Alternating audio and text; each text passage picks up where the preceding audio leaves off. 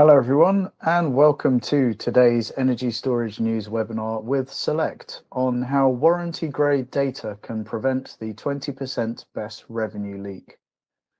I'm Andy Colthorpe, editor of Energy Storage News and deputy editor-in-chief for publishing at Solar Media. We're living today in an increasingly data-driven economy where every industry from food delivery to finance can make smarter decisions based on more than just human experience and intuition. It feels like we're now rapidly moving from the realization that data has a value and in collecting it to now figuring out how best to use it. Does anyone out there remember the 3 Ds of the energy transition? It's a concept that was seemingly very popular about 12 years ago, and it basically saw the 3 key trends in the global switch from fossil fuels to renewable energy sources in terms of words that all begin with D: decarbonization, decentralization, and digitalization. Decarbonization because of the need to reduce emissions, decentralization because the world no longer needs to rely on central generators, and digitalization as ultimately the pathway to making all of that possible. Energy systems we can build today are cleaner and more distributed than ever before, and data is what enables them to be smarter than before, too. We've previously heard from our friends and colleagues at various stakeholders from battery storage analytics, asset management, and optimization firms about different aspects of data collection and interpretation, as well as the impact they can have on your project or portfolio's business case. Today's webinar will demonstrate how those different pieces all come together and how even small sources of revenue leakage can quickly add up to as much as 20% in lost earnings, potentially enough to sink a project altogether. So what follows now is a quick guide to some of those prominent causes of data and ultimately revenue leakage, and their real-world impacts on battery storage asset optimization, and ultimately how to fix those problems. As our experts from Select will explain, getting the data approach right well before the commercial operation date of your project is not just about eliminating the barriers between technologies either. It's also about teams working closely together and communicating effectively. Today's speakers are Leon Ghosh, founder and managing director of Select, and Piotr Grudzin, Select's head of innovation. And as always, interaction with you, the audience, is very important to us. So please submit your questions for the speakers into the questions tab that you can see on the right-hand side of your screen. We won't be able to tackle them all in the time we have today, but please rest assured, Select will be happy to follow up and respond to every question in full and continue those discussions offline. Finally, from me, this session is being recorded and will be available in a few working days on the on-demand webinar section of the ESM website, along with the presentation slides. And so with that, it's my great pleasure to hand you over to our speakers, and our first speaker, I believe, is Leon. Over to you, Leon. Thank you so much, Andy, for the introduction, and good afternoon, everyone. I'm Leon Ghosh, founder and managing director at Select Energy. As the BESS industry grows, we are seeing a major shift, operators moving from their first few projects to managing full portfolios. That shift changes what success looks like. It's not longer about getting a single site online. It's about building the data and operational infrastructure that can sustain growth across many sites and partners. The revenue leak we talk about in this webinar is really the symptom of this transition from managing pilot projects to operating BESS fleets. It happens when data remains fragmented, when systems don't communicate, and when teams make decisions on inconsistent information. What we will explore today is how to stop that leak, how to make operational data warranty grade, structured, accessible, and trustworthy to drive both technical and commercial performance. In short, this is about turning scaling complexity into portfolio reliability. So every new site strengthens your operation instead of stretching it. Joining me today is Piotr, our head of innovation. Before we dive into the details, let me share a bit about my background. I've spent more than a decade in the battery energy storage sector, working across nearly every part of the value chain. I began in battery R&D, studying how cells behave and degrade at a fundamental level. At Samsung SDI, back then the global leader in battery manufacturing, I worked on system design and integration for large-scale applications. Later, I supported independent power producers as a consultant, helping to plan, model, and commission new storage projects and advised investors evaluating markets and investment opportunities. That combination of technical and commercial experience led me to found Select, where for the past 4 years, we have focused on understanding how operational decisions affect the technical and financial performance of BESS portfolios. In today's webinar, I will begin by showing where operators are losing up to 20% of annual revenue, the key areas of recoverable value hidden in daily operations. Then Piotr will take over to outline how a unified warranty-grade data setup can eliminate those losses and reveal additional portfolio value beyond recovery alone. Now I would like to hand over to Piotr, who will share a bit about his background before we continue. Thank you very much, Leon. My name is Piotr Grudzień. I'm the head of innovation at Select Energy. With a background in energy engineering, I have worked with various research and innovation projects in the past, including projects related to EV batteries and stationary storage batteries. And I have been involved as well in the works on the battery passport related projects, which brought me closer to the topic of data spaces, which I think is very crucial for today's topic. And I will be happy to share some experiences later that we got from our clients and the first projects that we onboarded. Looking forward. Thanks a lot, Piotr.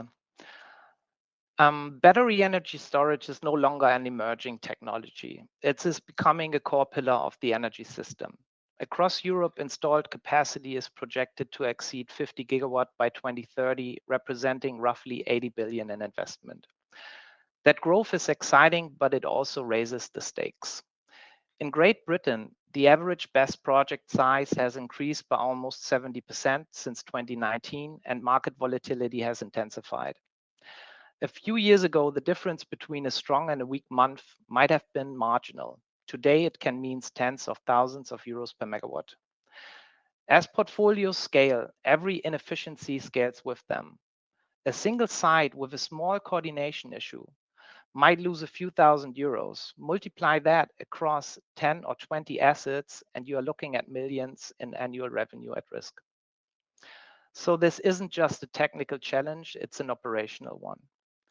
The question is how to maintain precision and visibility when your business grows from a handful of assets to a full fleet. That's the context of the rest of today's discussion.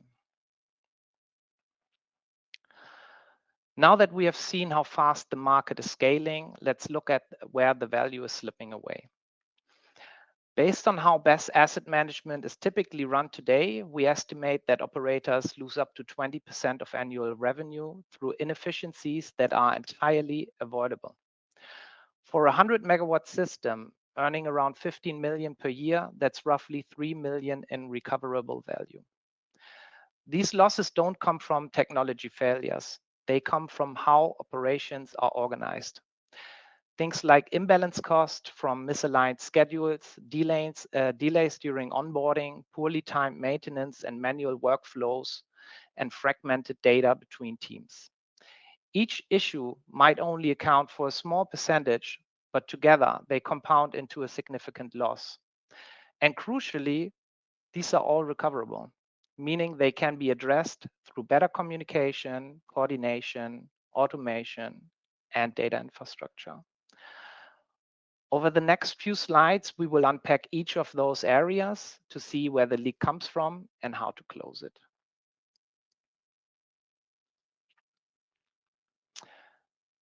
In solar and wind, energy production follows nature.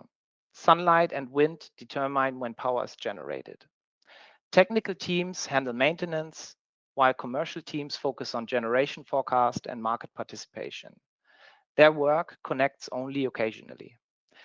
Battery storage operates differently. Every trading decision, when to charge, discharge, or to stay idle, directly affects how the system performs and degrades. At the same time, technical conditions limit what is commercially possible. That is why batteries require a completely new level of coordination between technical and commercial teams.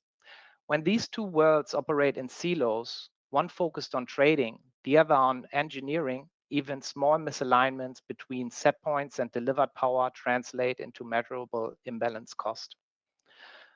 Those deviations might seem minor, but over time they erode performance and profit. Aligning both sides around a shared live data view, so dispatch schedule and real output are visible together, is one of the fastest way to recover value and improve dispatch precision.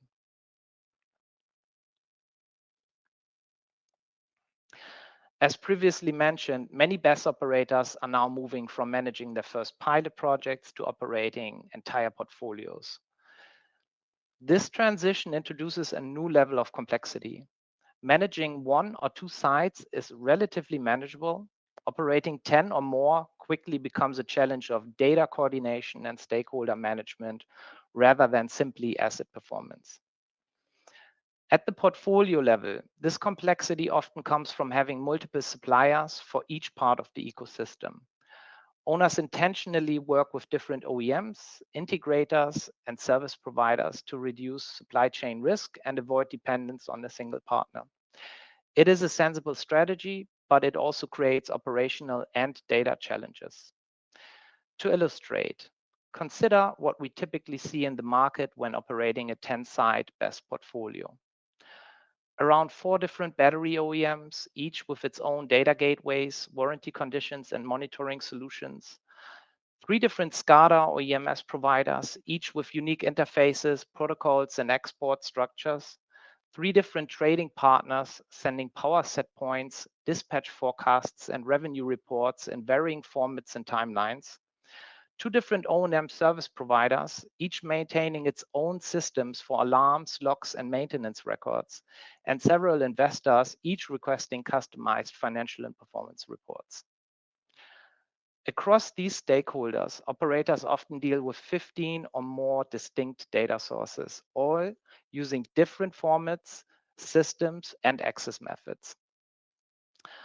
Without a unified data management system, operators spend huge amounts of time reconciling inconsistencies, risk delays from missing or conflicting information, and face higher cybersecurity exposure from multiple manual connections. As portfolios grow, this complexity scales quickly. Beyond 10 to 15 sites, maintaining oversight without centralization becomes unsustainable. The impact.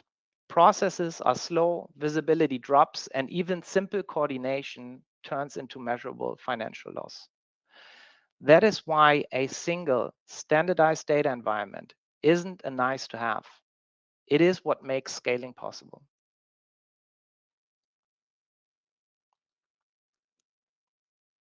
Every battery system needs plant maintenance, typically around 10 days per year per site. The real question is when the maintenance happens. If downtime overlaps with high revenue periods, the costs is significant.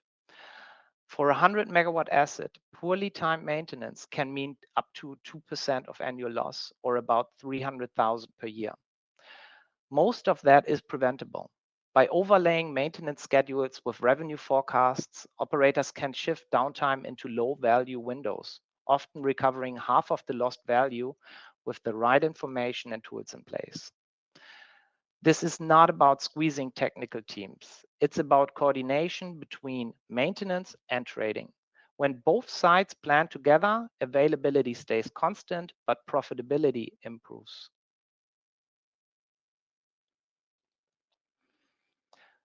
Manual processes remain one of the biggest hidden costs in BESS operations.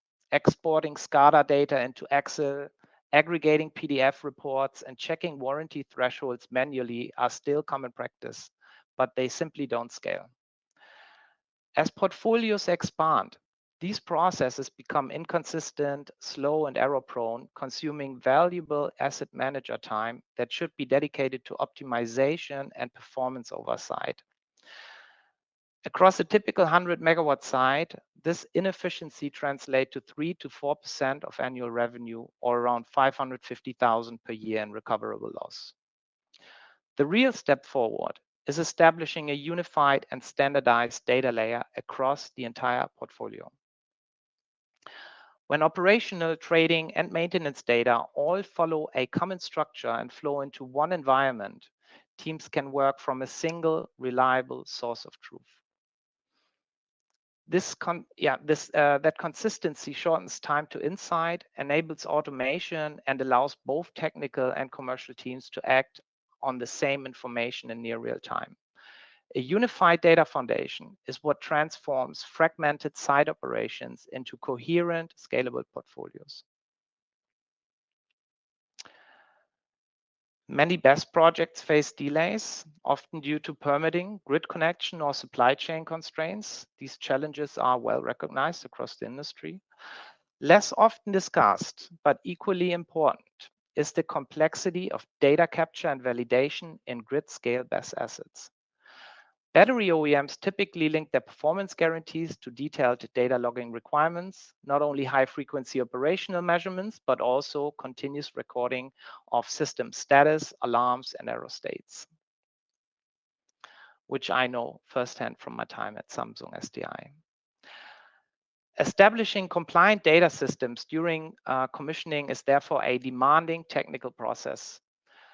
Incomplete or inconsistent data capture doesn't just delay commercial operation, it also exposes operators to warranty risk.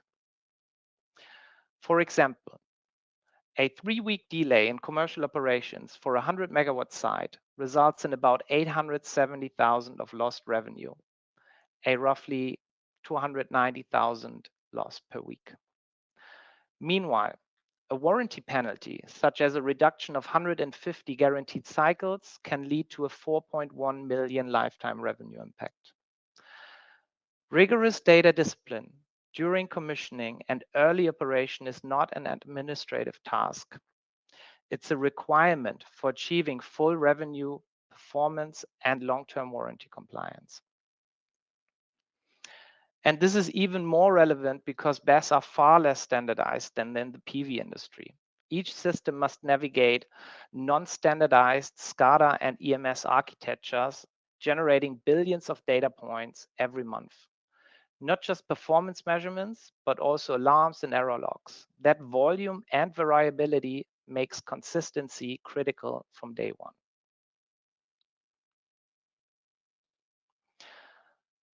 Underuse of AI and advanced analytics remains one of the biggest untapped value areas in BESS operations.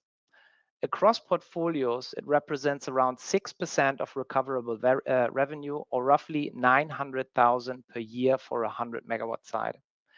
The main limitation that we found is data depth. Most BESS fleets still log data at intervals of 10 to over 60 seconds, which is not granular enough for advanced analytics and predictive maintenance. Only about 1/3 of systems capture data at sub-5 seconds resolution needed for accurate pattern recognition and fault prediction. To enable that level of detail, operators often need to retrofit their EMS and purchase a new software license to access high-frequency data. The cost, however, is substantial.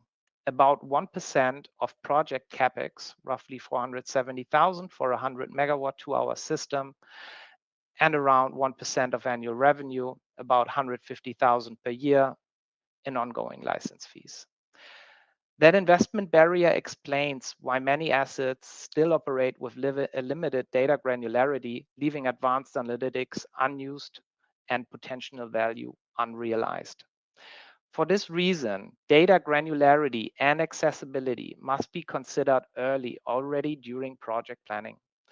Designing the right EMS and data architecture upfront prevents costly retrofits later and ensures the asset is analytics ready from day one.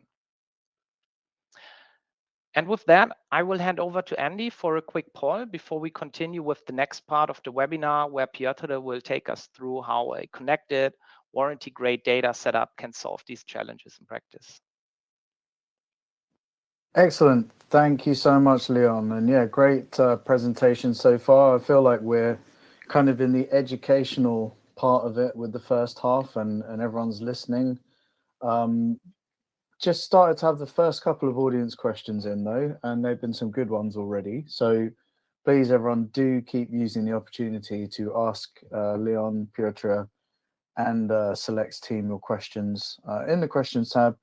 In the meantime, we've had some of these challenges presented to us through Leon's presentation, and we want to know what your views are on that. So if you could pick one out of the following 6 challenges, the biggest challenge you face today in your BESS operations. Is it number 1, imbalance costs? Is it number 2, stakeholder and data friction? Is it number 3, scheduled maintenance inefficiency? Is it 4, manual latency? Number 5, onboarding delays? Or number 6, underused AI and advanced battery analytics? So once again, your options are imbalance costs, stakeholder and data friction, scheduled maintenance inefficiency, manual latency, onboarding delays, or underused AI and advanced battery analytics. So while we're waiting for the audience's responses to come in, Leon and Piotr, can I just ask what you think? Firstly, what do you think the biggest challenge is, number 1? And number 2, what do you think the audience will pick? Are those two the same thing? Starting with you, Leon. Yeah, sure. So, I mean, the underused AI and advanced battery analytics is, of course, a big factor with where we have really good companies working in that. But I think something that many people don't have really on their radar are the imbalance cost. So in renewables, you have the majority of imbalance costs coming from generation forecasts, which we don't have in BESS. But due to this really tight coordination between trading and the technical part of the business, and limited visibility, sometimes they really go unnoticed for a longer duration. And we had already good opportunities in real operation to spot some of those and avoid them for the future. So I believe the people will most likely will go for underused AI, but I think imbalance cost and definitely for me manual latency is a big factor. Okay, so, and I can see the results. So let's go through these, and I'll ask you, Piotr, what you think. But Leon, you were not far off actually. So underused AI and advanced battery analytics was number 1 with 28% of the vote. So we actually had a really good buy-in for this vote. Way more than half the attendees voting in this. So that's a pretty good representative sample. So 29% now, underused AI and advanced battery analytics. That's number 1. In close to joint second, or second and third, but by a close margin, imbalance costs was in fact second, 22%. Onboarding delays, 20%.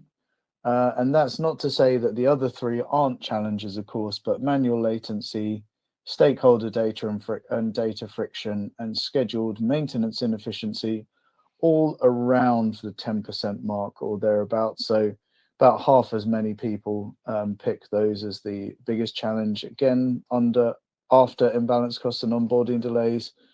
And both of those were just under 10% behind underused AI and advanced battery analytics. So Piotr, does that kind of track with what you might have thought? And yeah, just any further thoughts, really, I guess, on how our audience should be thinking about these things. Yeah, thanks, Andy. Very, very interesting results. They don't surprise me a lot.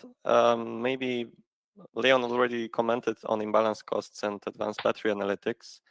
I think for onboarding delays, I was expecting that maybe it would be second or first, because we, depending on the geography, we see that especially in the first projects, the onboarding delays is something that that is a big issue, because companies are not experienced yet.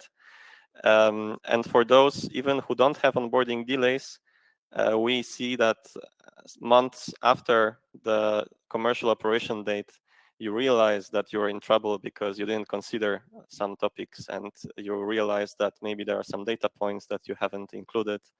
That's why with these onboarding delays, there are also some other issues that can happen further on while operating. And hopefully with our next second half of the webinar, we can touch upon that as well. Excellent. Yeah, go ahead. Well, then thanks, Leon, for warming up our audience and informing about the challenges, and very interesting poll results again. I think by now, maybe we owe you a bit some explanation why we are actually talking about this. Leon explained our experience, and as you've seen, both of us, we have been involved in consultancy, but we don't work as consultants anymore. Leon founded a product company, and I had the luck to join the team last year. And our solution is trying to bring this complex stakeholder environment on the same page.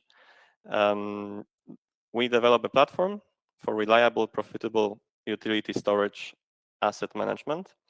And all these stakeholders that Leon already explained, such as the technical team, commercial team, but also service partners, battery OEMs, investors, our solutions, which I will explain in the next slide, they focus on providing value by improving the communication, data exchange, and efficiency of the workflows for the BESS owners and the partners around them.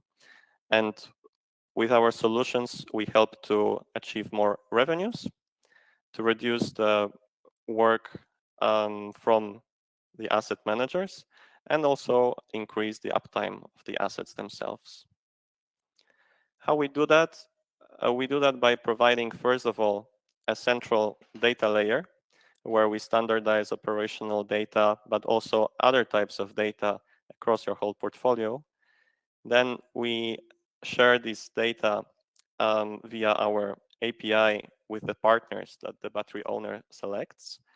And for the battery owners themselves, we give them the tool called Select Platform, which is a browser-based user interface to help analyze, report on the data, and manage them. We also have strong interfaces with market optimizers with our Select Control product, where the optimizers can remotely send dispatch schedules on the site. And with that product, we also help to ensure that the market settlement is clear. And from our experience with onboarding our clients with these products, we brought some solutions that hopefully will help you to bring back this potential revenue lost to the revenue that you planned, especially for the first year of operation. So now I want to invite you to join this mission divided into 6 chapters, how to recover the 30,000 euros per megawatt in the first year of operation. And we will talk about standardizing data in advance of the commercial operation date, connecting your partners via API, tracking correctly and transparently the commercial conditions with your optimizers, comparing performance of suppliers, managing warranties efficiently, and in the end as well, tracking the progress of your business plan. So if you're all ready, let's jump into the first one. How to get your data right before the commercial operation date. This is a topic that we have been really heavily involved in the recent months, because we see that it's one of the biggest issues, since many stakeholders, they don't have a lot of experience what they actually need to do, what kind of data you have to bring together, how often you want to log them. And we try to address this need for expertise by publishing as well a white paper, which you can download with the QR code in this slide. And this white paper tries to, aims to, in a practical way, show you what are the steps that you have to follow, with a checklist that you will have to complete 90 days before, 60, 30 days, and after the commercial operation date. And I will briefly comment on these phases now. In the first phase, your job is to focus on collecting the right documentation from all suppliers that provide you any kinds of data, but also to collect the requirements from your partners.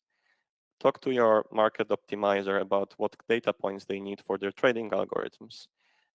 Ask your data analytics providers how granular data and what frequencies they need to get. And also, you should know what kind of KPIs you will have to report on to your investors or other stakeholders. Then, once this phase is done, moving on to the second phase, this phase ensures that your entire data pipeline works seamlessly before the COD. And now you have to apply the technical solution, decide exactly which measurements you want to log, from which sources you want to connect, and what type of interfaces you will use to get that data. And decisions made at this stage, they will determine the quality, completeness, and reliability of all future analytics, warranty evidence, and so on. Then just 30 days before the commercial operation date, now will be the time to validate if your end-to-end flows work correctly.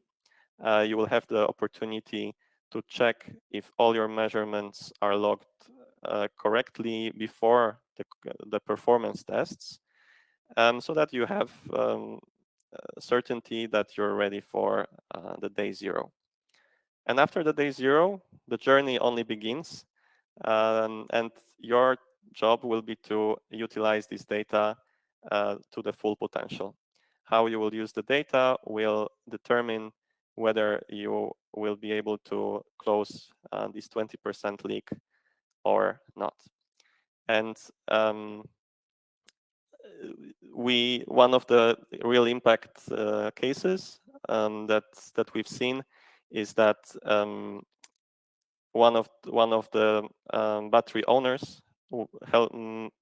was able to identify that the rack level data they were missing because of the wrong sensor configuration, and they were able to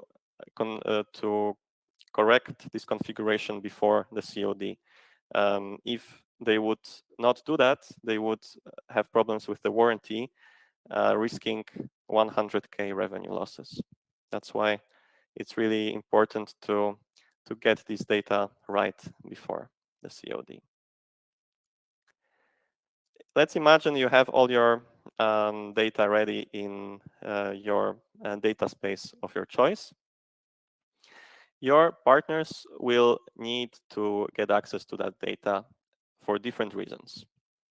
Your battery suppliers will need to get access to it to reduce the issue resolution time.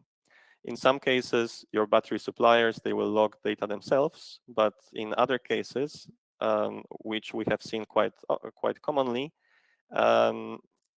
your suppliers will request you to provide the data by exporting it from your cloud or from the SCADA solution. And this can take even 5 days. And we've seen that in real example, that the issue resolution time or even finding the root cause of a problem can last up to 2 weeks. Therefore, providing the data to the suppliers faster can save you a lot of time. And imagine a couple of your containers experience an issue, then every day is really valuable. Your market optimizers, they will need as real-time access as possible to the data. They will need just most commonly site-level data. However, more and more commonly, they will also ask you for more granular data in case they want to apply some more advanced algorithms considering the degradation of the batteries, in which case you will need to provide them with the data about voltages, temperatures of your cells to identify this degradation in more detail. And then finally, the analytics providers, they are able to find underperforming components more easily. And because of that, they will need data at the lowest level possible, such as module level, rack level, or cell level. However, in this case, you may not need to share with them the 1 second data. Sometimes 5 seconds or 10 seconds is enough. And you will have to manage how they get access to this data, how often, with what granularity.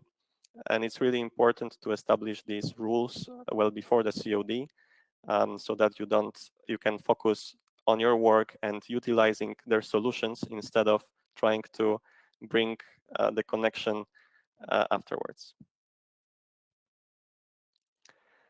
Then let's move into the area of commercial topics and understanding how much revenues your asset is actually making and how much you have to pay to your market partner. This may seem quite trivial because, well, you just want to know one single information, how much my asset made this day and on which type of market applications. It turns out it's not that simple.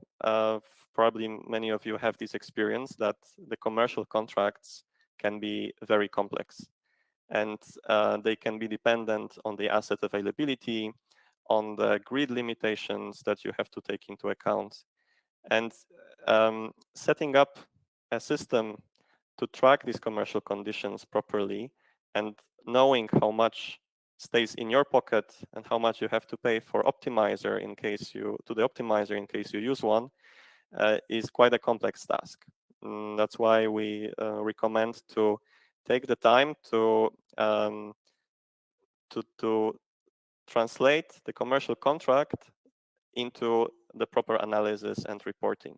This will help you to save a lot of time and also will make it more accurate and transparent to track these revenues. And we've seen some examples when there were discrepancies between how the optimizer calculated the revenues due to wrong understanding of specificities of the contract. And if you track this early, you are able to as well save some of the revenues that you may be missing. The fourth solution is putting the attention into the selection of suppliers. You will have suppliers of battery containers, of inverters, of the substation, and each of these equipment has its own performance that you may want to compare with other providers. This is not as simple because many of these suppliers, they use different ways to to name the alarms and the measurements. That makes the comparisons more difficult. From our experience, it's really important to standardize how you name the measurements and alarms so that you can correctly compare the availability of each of your suppliers. When you do that on your portfolio level, having several different suppliers, you can identify that one of them has a higher performance than the other, or maybe faster issue resolution time. And then you can use this information to select the most performing supplier in your next project. And this standardization is at the core of making informed decisions like that. You may be as well aware of different performance warranties, and there are various schemes how they are structured. The performance warranty usually give you as the limits the number of cycles you can run per day, but also per year. And preferably you have some flexibility to run a bit more, to cycle your battery a bit more on a daily basis while keeping the fixed annual limit. Leon explained before what happens if you breach the warranty conditions, how much money you can lose. But it's also almost equally important to utilize your battery to the maximum without breaching the conditions. And if you don't do that, you may as well lose revenue opportunities. One example that we see quite often is that, especially in the first year, due to unavailabilities of one or two of your containers, some of these containers may be undercycled. And in this case, by the end of the year, you try to reach the warranty limit of the cycles, but some of your containers are underutilized. In that case, if you identify this early enough and your warranty conditions allow that, you can try to schedule additional cycles for the part of your site which has been underutilized. Of course, taking into account the daily limits, which quite often is 3 cycles. And these can be made possible as only if your energy management system allows that. So it's worth to check that as well with your suppliers before and with your optimizers if it's possible to recover the revenues in cases like that. And last but not least, as the portfolio manager, what you're interested in is to get the expected internal rate of return for your assets, which is calculated based on how much revenues you're making, but also what are your costs and what is your upfront investment. And there are, of course, more components. But what I wanted to emphasize here is that without having, during operation, a way to visualize and validate what are your operational costs, in fact, it may be quite difficult to make sure that you are reaching your annual targets. And this can be specifically difficult and can create complexity when you try to estimate the revenues in the future in comparison to the lifetime of the assets. And when you realize that your asset is its degradation is accelerated, and your asset may have a shorter lifetime, then you may run into issues because you will not get the return on investment as you expected. So in that case, you may want to discuss the options with the suppliers of the batteries about renegotiating the warranty conditions, or to do the extension of your battery site in order to make sure that your IRR is correct. And this can be made possible by combining different sources of data. Also, from your financial planning in the beginning. Normally, this type of data is stays in your business plan and then later is tracked by commercial managers, but the portfolio management platforms, it's common that they don't give this capacity to end-to-end see if your asset is hitting the targets. And this was the last solution that I wanted to showcase. As a reminder about our white paper, it's really I think interesting to tackle this as part of your project, of your development project, and take it very seriously, because we have seen cases when 30 days before the commercial operation date, the data topic came to the discussion, and it was realized that it's too late, because some of these activities have to be dealt with more in advance. And we hope that with this material, you can get yourself more ready, and we would be happy to answer your questions now about the content that we presented to you with Leon. Thank you very much. Excellent. Thank you very much, Piotr, and thanks, Leon. Great presentation. Of course, that means plenty of food for thought, and of course, that means lots of questions from the audience, lots of great questions. As I keep saying, we will not be able to do all of them. We'll see. Yeah, let's see how we can get on, I guess. So thanks to everyone who did ask questions. Ilan, thank you you asked a couple of questions, but I think the one we're going to go for was your question on whether the speakers think there will be a standardized communication protocol for all battery energy storage systems in Europe, similar to things that exist in the wind industry, for example.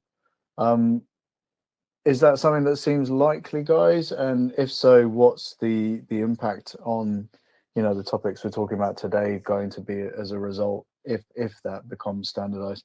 Surely standardized communication is kind of what you guys are advocating for, right? I can take that, Leon. That's for sure. We are really strong supporters of standardization of the communication protocols.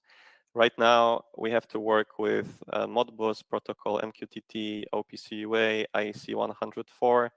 For those of you who had experiences, you know these protocols.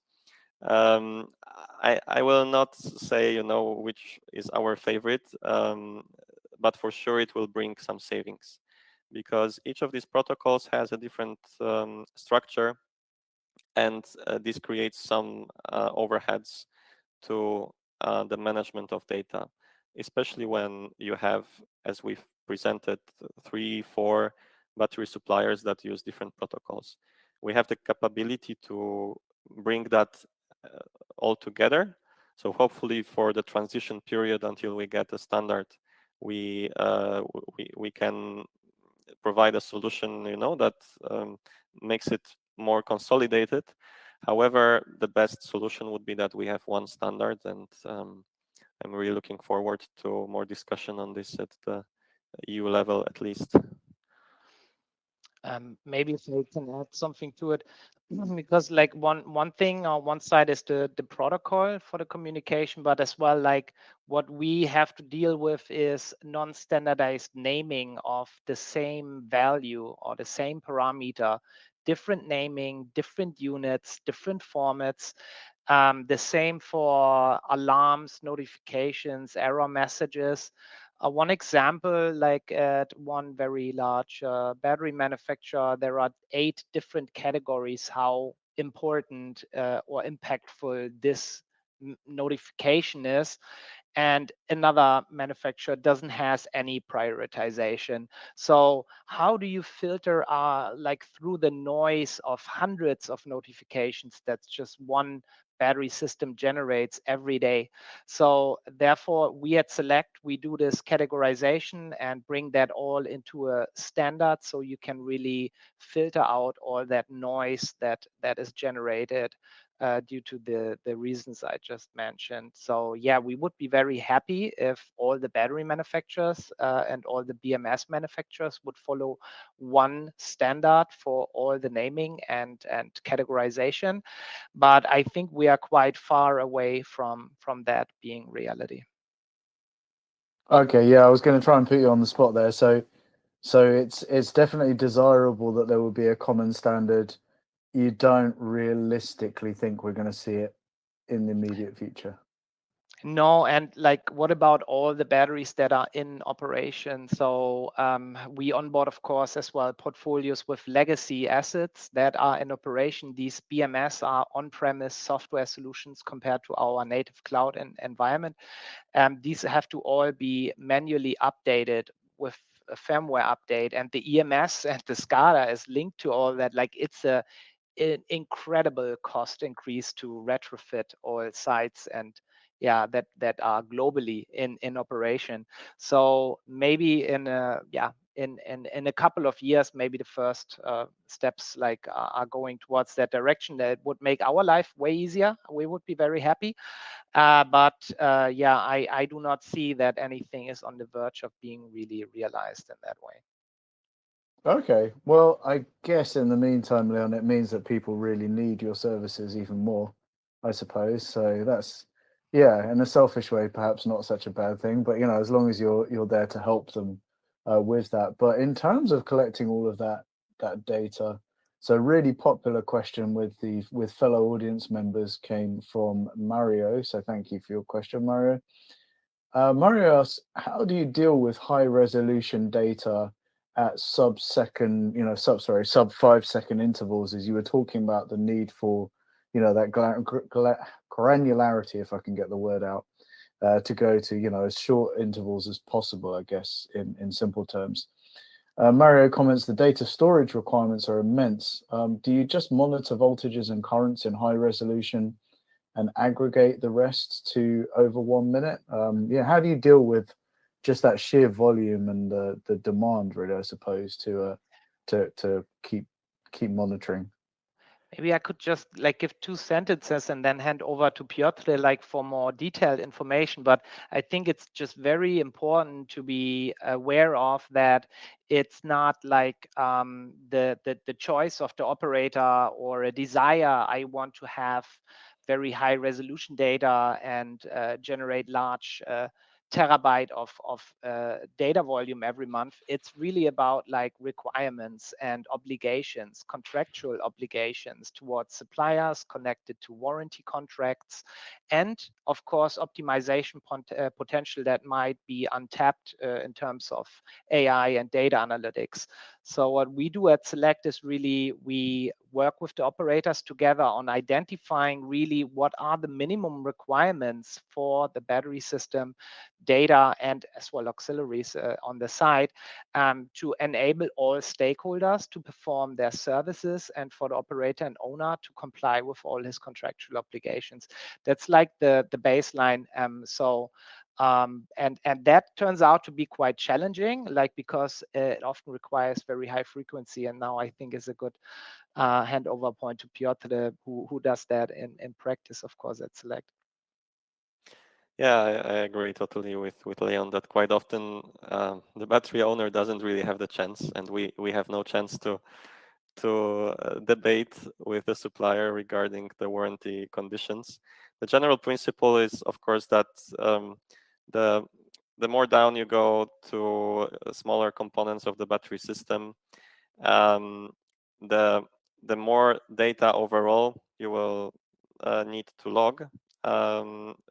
But fortunately, also there is less data coming from those devices.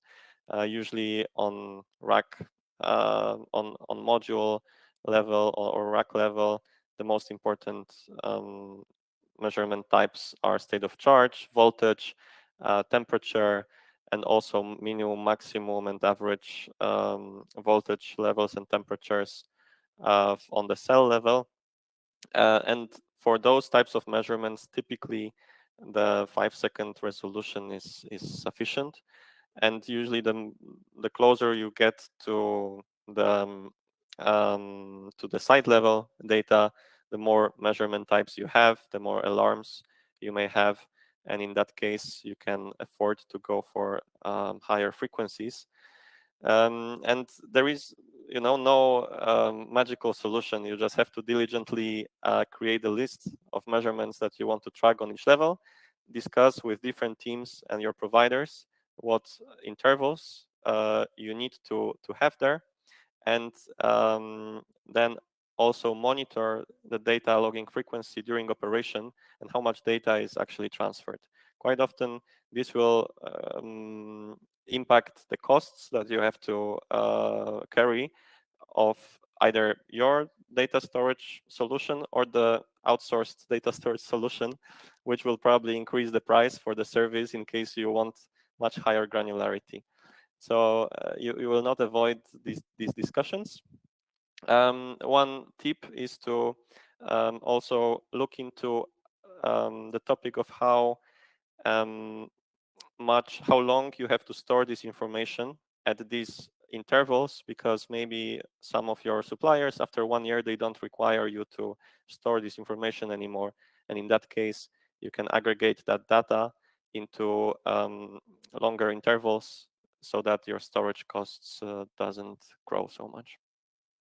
Okay. So it's still, yeah, so it is a pretty significant concern, I guess. No matter, obviously you can clean up the data to some extent, clearly, but obviously there is a need to have just a lot of it and to be capable of managing that. So I had a few questions from the audience around what Select does and I guess why you're in the right position to be talking to us today about these things, Leon. But so David asked a couple of questions. So I'm going to try and sort of amalgamate these into one reasonable question that just one question, I suppose I should say. So how do you manage data? So on site, is it on a cloud? If it's on a cloud, who hosts it? What's the cybersecurity approach that Select has? Does Select provide analytics on the data, and what are the correlations for paring down the noise?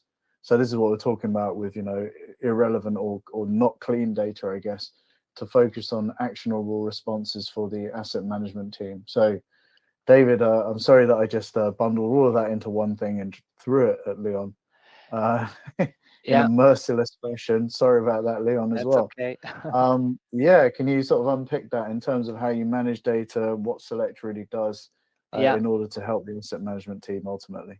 Yeah, and as it was not enough question in one, let's squeeze in another one that I saw, which was Sure. what data is actually the most valuable? Like, is there data that has more use and is more valuable that you should log, and the other one, forget about it? Like, it's exactly that's the point. Like that we try to solve at Select. It's one thing is like you create a unified data layer, and of course, like first of all, you have to have on-premise like backup solution that we of course provide as well for local data storage. But then comes the next challenge: how do I transfer terabyte into the cloud in a cost-efficient way and manage all these data pipelines? And for that, we build an entire infrastructure, which is a hybrid SaaS solution. So it's IoT on-premise plus a native cloud solution consisting of really the IoT devices on site for data collection and cloud connectivity, plus the cloud storage, and then sharing via APIs and making it accessible over our Select platform, the web application. So it's a quite complex structure that we built there, really tailored for battery systems. And when it comes to like what data is more valuable, and it is not that one source is just way more valuable than the other.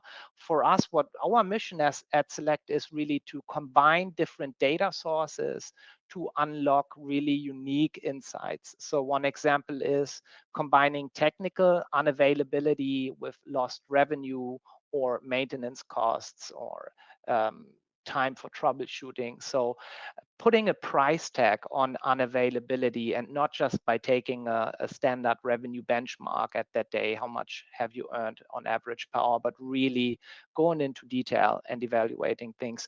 So this is one example how to combine technical with commercial data, and combining analytics. For example, you have a predictive maintenance fault.